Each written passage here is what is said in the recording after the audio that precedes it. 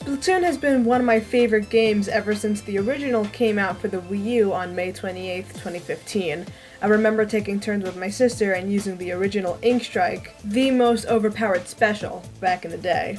Then the Switch came out with the sequel to Splatoon and I just had to have it. The game became my rock during the transition period from middle school into high school. Then Splatoon 3 released sometime in 2022, being my rock during the pandemic to this day. This game was with me growing up and is now almost a decade old. It is one of the best communities I've ever been a part of, and I'm here to give you reasons why you should play this game and why you should be part of the community.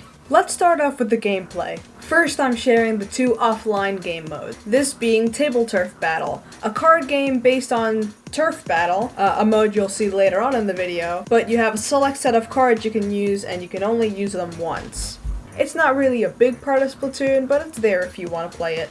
It does share more of a worldview, being a lot of the characters in Splatoon, being anything that isn't an Inkling or an Octoling, cannot participate in turf battles, so I guess they use this to cope. The next game mode goes deep into the lore, being Splatoon 2 and 3 having their own DLCs to add on to it. The story mode, being a mix of all of the games previous with new and improved updates from the Splatoon 2 Octo expansion, where you jump into the kettles and pick your main weapon for the stage that you're about to complete, while also being able to choose between Little Buddy and 3 different bomb options. And in each level, you have one simple goal: get to each checkpoint and then to the end without dying. And like with every other level-based game, the levels get harder until the end of the game. In the original Splatoon and then the sequel, there would be a boss kettle on each island, but in the third game, they switch things up a little bit. I don't want to get into too much detail to spoil the story, but it is very much different than the original games, and I very much recommend playing it for yourself to experience it in like real time. However, playing Splatoon 3 without playing the previous games is like going into a movie theater without watching the previous movies first. Next, we enter the online mode, a little bit away from the main game, but it's also a big part of the story in the third game. Salmon Run is a zombie wave version of Splatoon where you team up with 4 random people and you have 4 set weapons you have to complete 3 stages in. You have to meet quota in the amount of time that the wave gives you. If you do not survive the entire wave or you do not meet the quota within the amount of time given, you will not be permitted to move on to the next wave, or the entire run will be void if you do not meet the quota within the last wave. This game mode is about teamwork, because if you die, your teammate is responsible for reviving you. You do not just respawn. So if there's one player left, they are responsible for at least getting another person back on the board. Also in this game mode, there is such thing as an extra wave. If you do not complete this game mode, it does not matter. You will still get all the points for the other waves, and with the extra wave, you will actually get a kind of currency that you can buy things in the Salmon Run store, like different gear, work suits, stickers, banners, and different decorations for your locker. Lockers I'll explain later. Finally, moving on to the main game modes. The rules for Turf War are pretty simple. You ink as much of the turf as you can, or splat the opposing team so your team has more of an advantage to ink more turf. Different weapon types are good for different kinds of things. If you're a Nautilus main like I am, it is good for splatting enemies from far away or from even in the air with the amount of ink that you store in the gun itself. And it's also good for inking turf if you need to. Now, I main this weapon in the other version of, so comment down below if you think me and Jmoji should beef, because I am also a Nautilus main Splatoon YouTuber from New Jersey. Just saying. In all seriousness, I've been binging his videos for the past few days, so I don't think so. And while you're down there, like the video if you like my content, and subscribe for more if you haven't already, and turn on notifications so you don't miss my next upload. Back to your regularly scheduled program. With your certain weapons, you will have specials and throwables that you will have to support your team. Yippee! While some weapons offer more support to your team, other weapons offer more punch to the opposing team. Weapons that offer a punch are more likely to be seen in the ranked battles, also known as the anarchy battles, which I'll get into in just a short bit. Since in Turf War you're supposed to be inking the ground, you and your team should be focused on covering as much ground as possible, even if it means going into the other team's base. Now it's time for me to talk about the different anarchy battles, my favorite being splat zones. It's literally just Turf War, but in a certain zone, whether it be 1 or 2 zones, you have to make sure your team inks this certain zone for a certain amount of time. If the opposing team takes control, your team will get a penalty and then their time will start to tick down.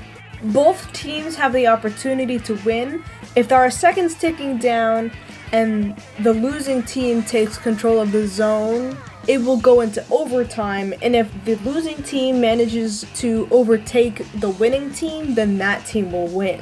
Weapons with more punch are very important for this game mode, because other Anarchy game modes and this game mode aren't necessarily about inking the entire turf, but just one selective area, and you don't need a whole lot of range or a whole lot of inking to be able to take over the entire zone.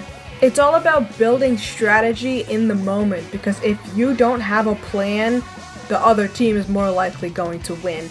And this is also about teamwork, so if you don't work with your team, you're most likely not going to win. Now for tower control. It's another good game mode that I regularly play, and it's also fairly simple. Ride the tower into your enemy's base without dying, and meet every checkpoint so it's easier for your team to get closer to the last checkpoint in the row. The more people on the tower, the faster it will go, but the more people on the tower, the more likely the tower is going to get taken over by the opposing team. Because if your team is all together on the tower, it's more likely that your team's gonna get wiped out. So it's good to have 1 or 2 people on the tower and then 2 people playing defense, so the opposing team doesn't get the upper hand. Like splat zones, if the losing team is on the tower as the timer runs out, then it'll go into overtime. In this case, the losing team will fight to stay on the tower, while the winning team is going to try to get the losing team off the tower and take over the tower so they can win. All of the Anarchy battles are very competitive and down to the last second, even over the last second if you can fight for it. It's why if you're feeling competitive, go for Anarchy, but if you're feeling more on the calmer side and less competitive, Turf War is going to be more your style.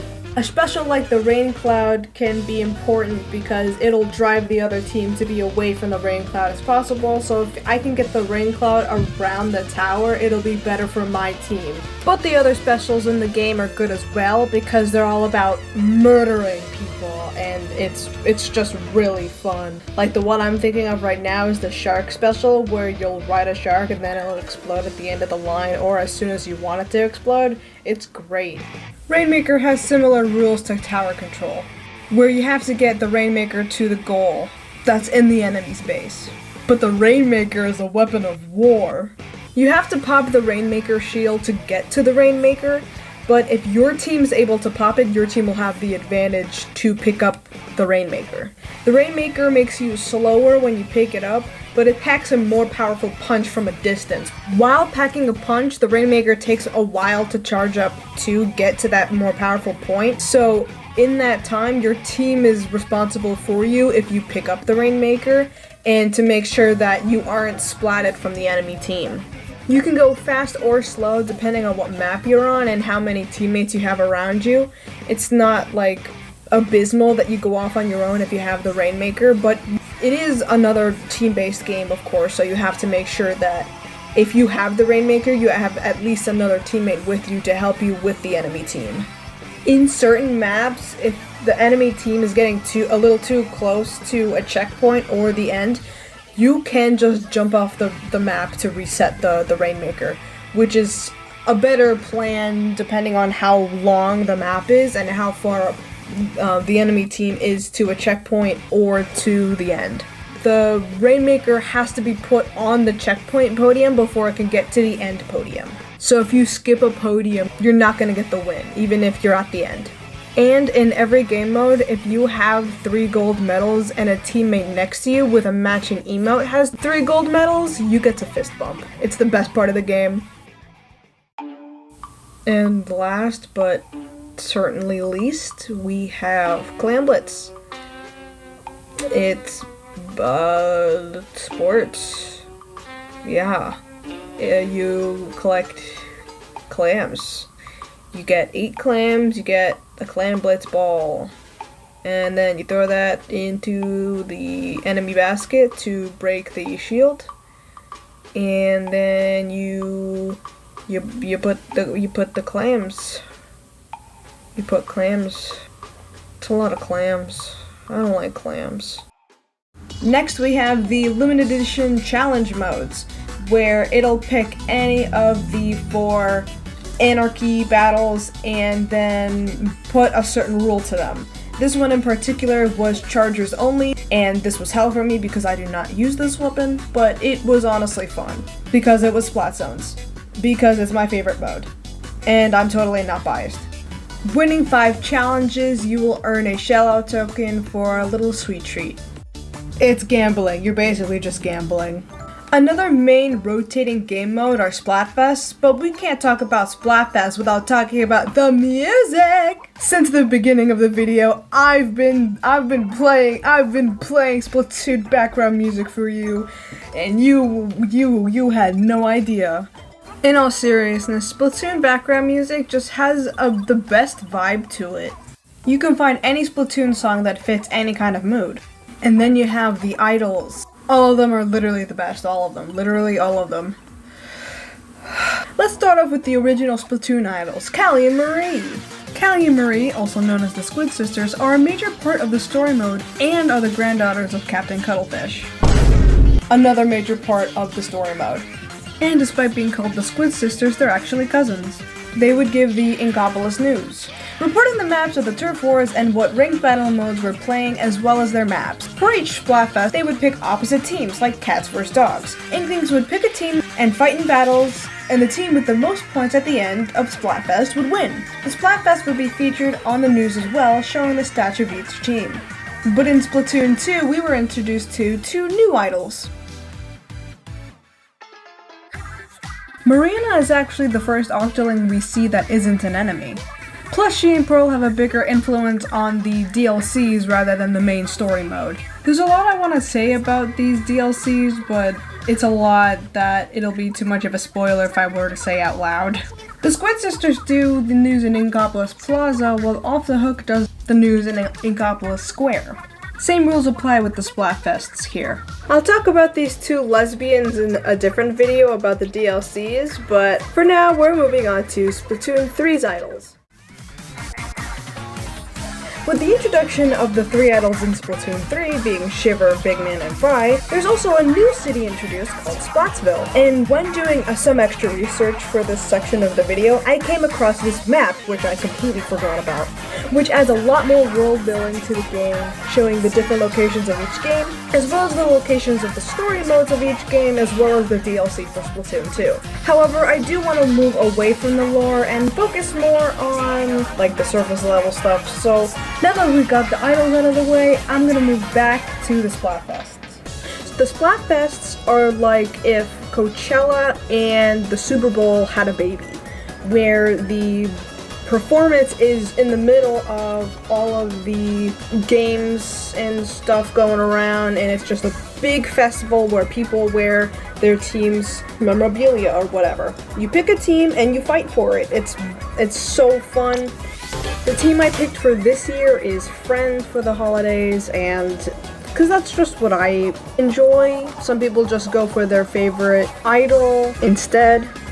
And with the Splatfest as well, you get a conch shell every time you level up in the catalog. So right now I have 3 and I use them to gamble a little bit for example purposes. Splatfest still hasn't started yet, so I don't have any gameplay of the Splatfest footage, so we're just gonna move on to the customization aspect. Now in the first game, the customization aspect wasn't too big. It was skin color and eye color. You couldn't change your hair, but you could change your clothes, but that was pretty much it. In the second game, they introduced the still 2 genders and this choice of more eye colors and more hair options as well as pant options. And for Splatoon 3, they got rid of the gender aspect entirely and gave you the option between Inkling and Octoling and all the hair options all in one. And you can change your eyebrows, and there were more pants options. It's just mwah, beautiful. And you can customize the little buddy, which is the best part of the game. And as tradition, after the customization options begins the tutorial. With the Splatoon 3 tutorial, it's a little bit different because you already start in the tutorial area and you find the gun along the way, which is, it's pretty cool to find a free gun out in the middle of nowhere. And with every tutorial, you learn how to shoot with balloons first, and I did a little twirl for you guys. The train scene is my favorite. Just look at the ambiance here.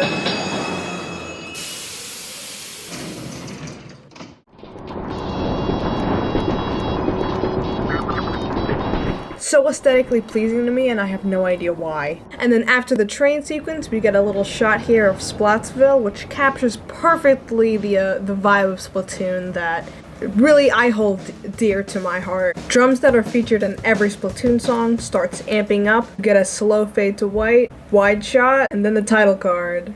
Brings me back to the good old days. Going back on track to the creation aspect of Splatoon, we have the lockers.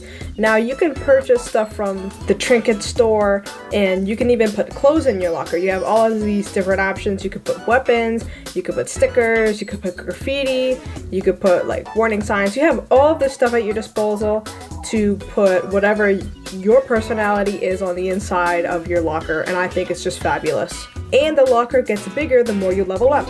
Now for the splash tags. Your splash tag will show up at the beginning of every battle that you partake in, so you can put any kind of nickname that you want. Mine's Calico for obvious reasons. I have the badges that I want to display to show my favorite characters and my favorite color. The background is just something I found really cool, and the caption I put, artsy comedian, is something that I would describe myself as if I had to pick only 2 words. Anything down to the name you chose for your character can be changed at any point in time. That can go for eye color, hairstyle, pant option, and even if you want to change between Inkling and Octoling, can be found in the menu. What I have displayed is the locker room area in the lobby. You can enter the lobby whenever you want to change your locker or look at other lockers for inspiration. Now when I started this project, I was in over my head because I just wanted to talk about so many things about Splatoon that I held dear to my heart, just because it's just been my hyperfixation for the past few weeks. It's been a source of comfort for me in the situation that I'm in right now that I couldn't help but share my love for it with the world. So I hope my video could convince you to check out this game, or the previous games even, or watch videos about it, or like be a part of the community, because it's been helpful for me. This video was very hard for me to complete, so please subscribe if you enjoyed, and comment blueberries if you got to this point in the video. Okay, bye!